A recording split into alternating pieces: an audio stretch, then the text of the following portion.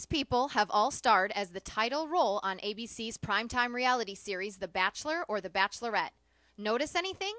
In all 22 seasons of both shows, the star of The Bachelor and The Bachelorette has always been white. In every season, the Bachelor or Bachelorette must choose from a group of 25 eligibles in hopes of finding true love. By getting to know them through a series of dates each week, the Bachelor or Bachelorette narrows down their selection by presenting the ones he or she wishes to keep with a single rose. Each week, more contenders are eliminated until the season finale, when our star must choose between the final two and ultimately propose, or in the case of the Bachelorette, accept a proposal of marriage. Please make me happier than I've ever been in my life and marry me. Let it be known that an overwhelming majority of each season's 25 contenders are also white. For example, in the 14th season starring Jake Pavelka as The Bachelor, out of his 25 beautiful contenders, 24 were white and 1 was Asian. Not one woman was Hispanic or black. On the 5th season of The Bachelorette, Jillian Harris had her pick of 24 white guys and 1 Hispanic. No blacks and no Asians.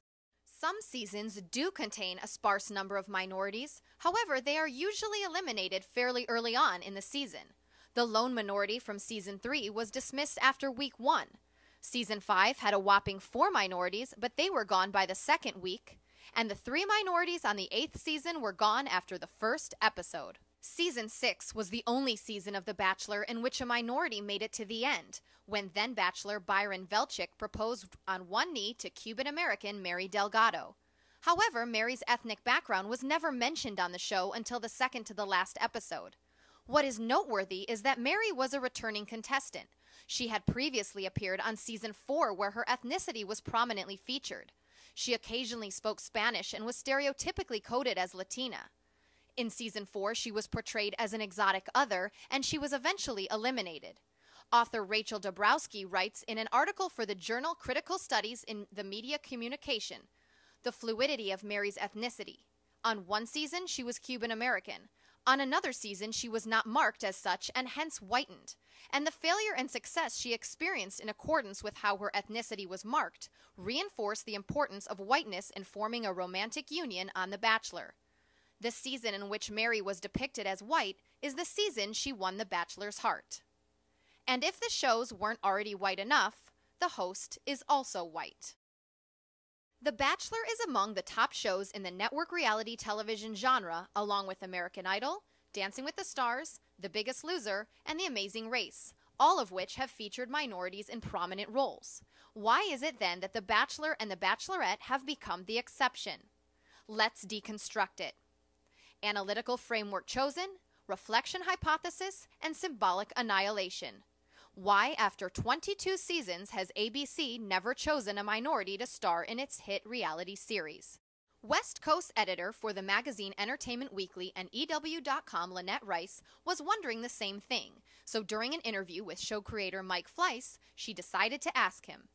As the show's creator and executive producer, Fleiss is part of the power structure behind The Bachelor and The Bachelorette, along with fellow producers, execs at the ABC network, and execs at Disney, the owner of ABC.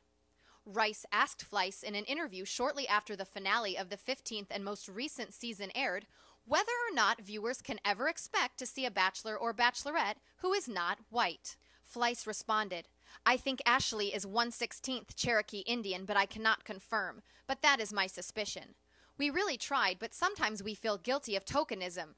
Oh, we have to wedge African American chicks in there. We always want to cast for ethnic diversity. It's just for whatever reason, they don't come forward. I wish they would." But not everyone is buying this. In response to Fleiss's comments to Entertainment Weekly, fellow TV producer Sean Ryan said in a tweet the real reason the Bachelor creators chose to exclude minorities was straight-up racism because of the fear America would be less likely to root for a black bachelor or even less a mixed-race marriage. Well, which is it then? Are minorities simply not interested in starring in one of the most watched and longest-running reality series? Or are the show's producers and network execs that make up the hegemonic power structure really racist? A March 2011 LA Times article reports, ABC executives maintained 2 years ago the show was exploring possibilities of casting a person of color in the pivotal role.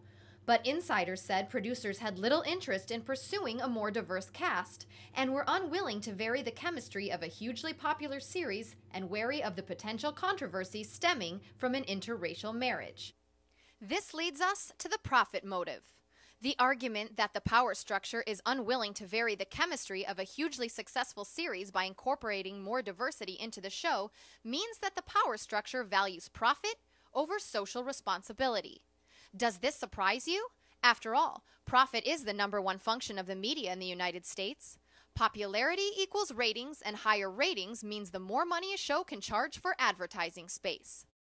The 15th and most recent season of The Bachelor consistently ranked within the top 3 of the 5 network shows on during its time slot. It came in first place the 2nd, 5th, and 9th week and during the finale episode. It consistently ranked higher than any show on NBC or the CW. If it ain't broke, why fix it? Well, maybe if you want to be socially responsible. Show creator Mike Fleiss says the reason for the series' longevity is, we tell better stories, we cast more relatable people, and we've survived when others fell by the wayside. I guess if by relatable he means white. Culture lag. Oftentimes what we see in the media is different than what is actually going on in real life. Even though the minority population is rising, it is not yet reflected in our societal values and therefore not depicted in the media. Although it is declining, white people still make up the majority of the population in the United States. This explains why the shows have been overwhelmingly white, to cater to what is the majority of the market, as well as to the dominant ideology, which brings us to the 4th part of our analytical framework, media content. Despite being overly represented by white people, The Bachelor and The Bachelorette do reflect dominant ideologies and social values. People still overwhelmingly date and marry within their own race. According to the 2010 U.S. Census, as reported by the Huffington Post, only 8% of marriages in the United States are between mixed-race couples. That means 92% of us are still marrying within our same race. The percentage of mixed-race marriages only increased by 1% in the past decade. While our society claims to be post-racially assimilated, our actions do not support this. By making The Bachelor or Bachelorette more racially diverse would increase the likelihood for an interracial couple and therefore could exclude viewers who do not favor mixed-race dating. Newsweek's online publication, The Daily Beast, puts it like this. The Bachelor is one of many pop culture artifacts that highlight the uncomfortable gap between the way we'd like to think of racial integration and the way it actually is. Just as people of different races don't often date each other or worship together, we also don't read many of the same books, or like many of the same movies, or adore many of the same celebrities.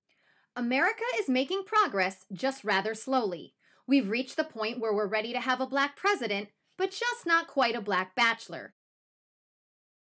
I'm sure it won't surprise you to learn that ABC has announced the newest Bachelor for its next season, premiering on January 2nd, 2012, and he, surprise, surprise, is white.